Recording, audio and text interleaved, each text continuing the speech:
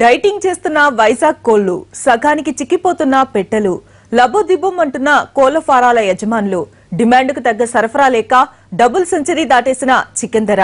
విడ్డూరం కాకుంటే కోళ్లు డైటింగ్ చేయడం ఏంటని అనుకుంటున్నారు కదా, దానికి ఓ లెక్కుంది. ఎండలు మండిపోతున్నాయి, దశాబ్దాల రికార్డులు బద్దలవుతున్నాయి. మాడు పగలు కొడుతున్న ఎండల్ని మనుషులే తట్టుకోలేక అల్లాడుతుంటే ఇక ఫారాల్లో ఉన్న కోళ్లెంత? వేసవి తాపంతో అల్లాడుతున్న కోళ్లు దానా తినడం మానేశాయి.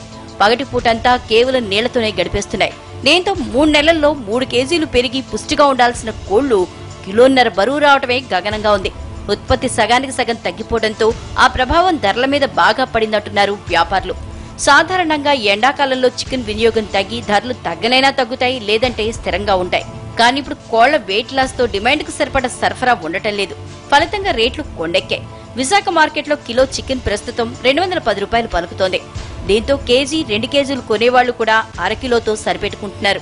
కోళ్ల దానా తినకుండా సన్నబడిపోవటం, వడదెబ్బకు మరికొన్ని చనిపోవడంతో పౌల్ట్రీ యజమానులు లవోదిబోమంటున్నారు. కాపాడుకోవటానికి నానా అగచాట్లు పడుతున్నారు. ఎన్ని జాగ్రత్తలు తీసుకున్నా భారీ నష్టాలు మాత్రం తప్పట్లేదంటున్నారు కోళ్ల ఫారం యజమానులు. మొత్తం మీద ఎండలు తగ్గి కోళ్లు తిప్పుకుంటే తప్ప చికెన్ ధర తగ్గే అవకాశం లేదు.